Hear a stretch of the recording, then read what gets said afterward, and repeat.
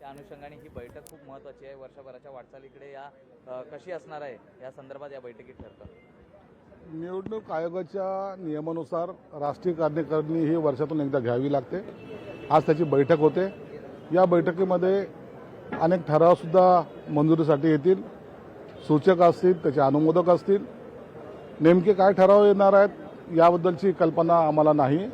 आता जेव्हा बैठक सुरू होईल निश्चित ते ठराव आपल्यासमोर सुद्धा आम्ही हे सर्व बैठक झाल्यानंतर देऊ। शिरसाट साहेब, आज खरं तर अधिवेशनाचा पहिलाच दिवस होता आणि अधिवेशनाच्या पहिल्याच दिवशी विरोधक कुठेतरी मराठीच्या मुद्द्यावरून आक्रमक झालेले पाहायला मिळते। ते विशेषतः आदित्य ठाकरे असतील, अंबादास दानवे असतील, मी मराठीची टोपी घालून ते विधान भवनात वावरताना पाहायला मिळाले। विधान भवनात वावरणं हे ठीक आहे, परंतु सभागृहात ते एकही शब्द बोलले नाहीत। पक्षप्रमुखही त्यांचे काही बोलले नाहीत। आणि एक गोष्ट निश्चित झालेली आहे की त्यांना याची कल्पना आलेली आहे। आपण केलेली चूक ही तर लोकांच्या लक्षात आलेली आहे, म्हणून ते तुम्हाला बॅकफूटवर जाताना दिसलेले आहे।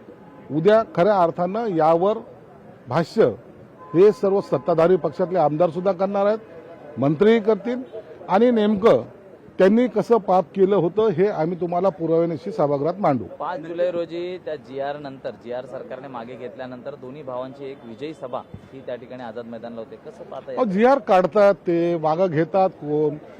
काल मला एक हास्यास्पद त्या प्रकार त्या ठिकाणी आढळला की माझ्याकडे तो 101 पानाचा अहवाल आला, मी असा घेतला आणि असा बाजूला ठेवला। एखाद्या कॅबिनेटमध्ये एखादा निर्णय जेव्हा येतो किंवा विषय पत्रिका येते त्या टायमाला त्यावर चर्चा होत असते, साधक बाधक चर्चा होते आणि नेक्स्ट कॅबिनेट म्हणजे त्याच्यामध्ये असलेला गॅप 8 दिवसाचा, त्यानंतर त्याच्यावर तो विषय इतिवृत्त मंजूर करण्यात येतं आणि मग हे सर्व हे तुमच्या समोर घडतंय आणि तुम्ही त्याला नाकारतायत, हे मला वाटतं दुर्दैव आहे। या प्रशासकीय अनुभव नसलेल्या माणूस खुर्चीवर होता हे त्यातून सिद्ध होतंय। म्हणून आता कितीही काही जरी केलं तर हे तुम्ही केलेलं होतं हे त्यांना नाकारता येत नाही।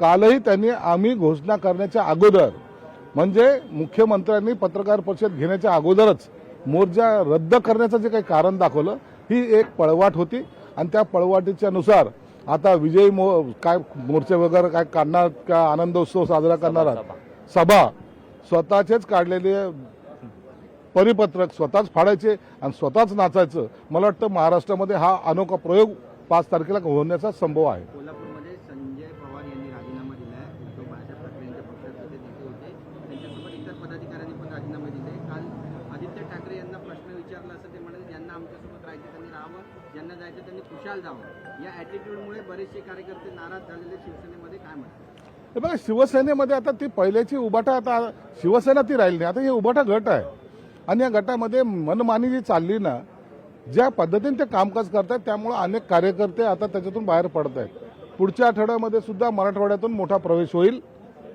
त्याची सुद्धा आता काल आम्ही बोलणी आमची झालेली, पुढच्या आठवड्यात तोही प्रवेश होईल। संजय पवार आलेत, दुर्दैवानं गेल्या वेळेला राज्यसभेत ते पडले होते। मला वाटतं एक चांगला कार्यकर्ता उभाटाने गमावलाय, परंतु त्याची त्यांना काहीही चिंता वाटत नाही। जो जातोय तो कचरा पाला पाचोळा आहे असं जे समजतायत त्यांना एक दिवस कार्यकर्ता कुठे आहे हे शोधावं लागेल। सामाजिक न्याय विभागामध्ये जवळपास